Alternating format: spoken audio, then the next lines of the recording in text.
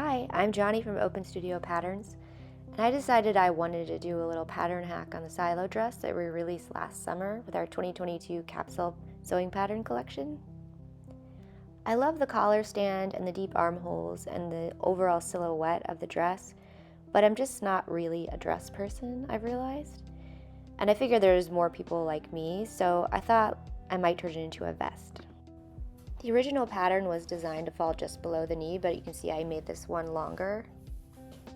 You'll only need to alter 2 of the patterns out of all the pieces. And to get started, you'll need some tools, ruler, scissors, and a pencil. It's up to you to determine how many buttons you want to put on this. I ended up going with 5. I ended up using a 30 line size, which is 19 millimeters. So the 2 pattern pieces you want to pull out is going to be your collar and your front. Start by rolling out some fresh pattern paper.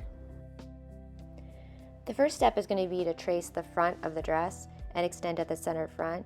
The silo dress already has a 1-inch seam allowance, but we're going to need more if we're going to be able to have enough of a placket for the size of button we decided to use. Here I'm showing you where the center front is on the pattern. There's a notch there, so you'll know where to find it. And that's where the button will be attached when this is all together. When I turn the pattern over, you can see there's a certain distance that the pattern will need to extend in order to cover the back side where the button will be attached and where, on the other side where the button holes will be located. That distance ended up being an extra 1 inch and 5/8. I'm going to start by marking a line along this already straight edge of my pattern paper. And I'm just measuring up from the edge 1 5/8 inch. Line up the edge of the original pattern with that line you just drew. Secure it with some pattern weights, and we're going to trace the outside of the pattern and remark all of the notches and drill holes. And I'm using my tracing wheel here to transfer these drill holes onto the new paper. Lift the paper up and just make sure that that transferred okay onto the new paper. I'm just going to mark it here with my pencil and also the top one.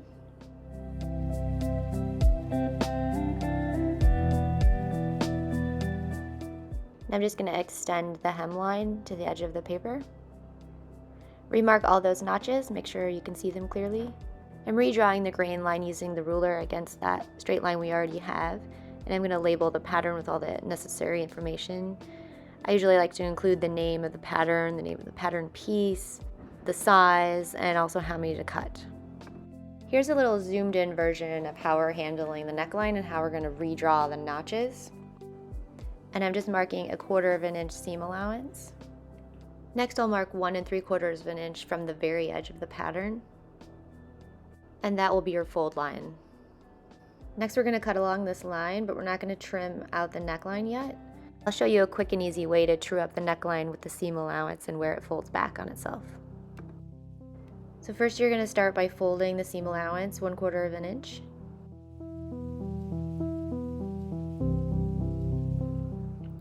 And then we're going to fold at that notch, which is the fold line. We're just going to measure and check and make sure it's right. And once you have that folded properly, we're just going to trim that neckline right along the line. And when you open it up, you're going to see that you trued it properly. Mark a notch where the edge of the placket meets the neckline. Since we extended the center fronts to accommodate for the button and the buttonholes, we need to do a little work on the collar as well. We need to extend 1 1/8 inch on each side of the collar in order to accommodate for the button and the seam allowance. The collar will end up being 26 3/4 inch wide by 8 3/4 inch tall. I'm remarking all of my straight lines and making sure that all my notches are there. Mark the grain line at the center back.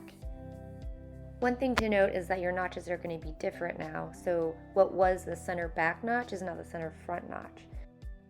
I felt just having the center back notch was sufficient for sewing, so I didn't add in any other notches for shoulder seams, but go ahead and add it in if you think you need it. The seam allowance is 3/8 inch all the way around, so go ahead and mark those notches. Now your pattern's all ready to cut. Add your new front and your new collar to the back piece and the pocket piece, and you can get cutting.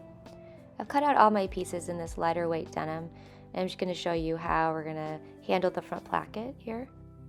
I'm just pressing 1/4 inch seam allowance, and then I'm folding it according to the notch that I have. We're going to check that it's measured properly. We're going to press that in place. You may want to fuse some interfacing into this placket. It really depends on what kind of fabric you're using. In the end, I did end up doing that. I used a knit tricot fusible interfacing here, and I put it in the collar and also the placket. I'm just showing you that this is what the button will look like once it's attached, and we did it right. Now we're going to close up this placket. I'm just stitching 1/8 of an inch from the edge here all the way down the center front. And this is really up to you. I did it also on the opposite side, but you certainly don't have to. And that's it, we're on to the collar next. Locate the notch on your collar and line it up to your center back. Do this either way, but I'm gonna line up the right side of the collar with the wrong side of the dress. Match up the folded edge of your placket with the notch for the seam allowance on one side, and then do it on the opposite side as well. Don't pin a lot, so I just have one at the center back and then two at the front. I'm stitching the collar to the dress with 3/8 of an inch seam allowance.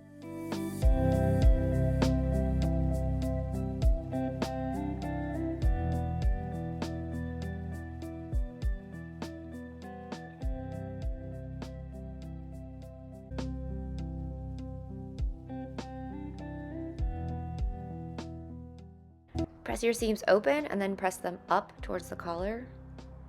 Turned it over to give it an extra little press and make sure those seams are nice and flat.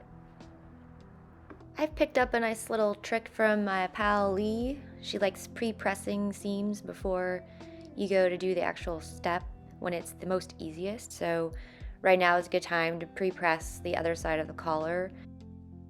Find that notch and fold right sides together. And I'm going to pin this in place to make sure that it's exactly where it needs to be. And we're just going to stitch this closed with 3/8 of an inch seam allowance. You'll notice I didn't stitch down that seam allowance along the collar. And then we're going to trim this little point here to get rid of the bulk. Turn it right side out and use a bone folder or a point turner to make it nice and neat. And you'll repeat that on the opposite side as well.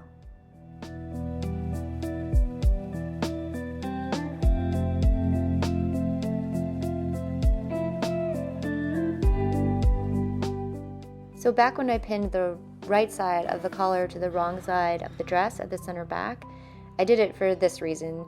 Some people might not feel as confident closing up this collar on the wrong side of the garment because you can't see what your top stitching will look like as you're sewing.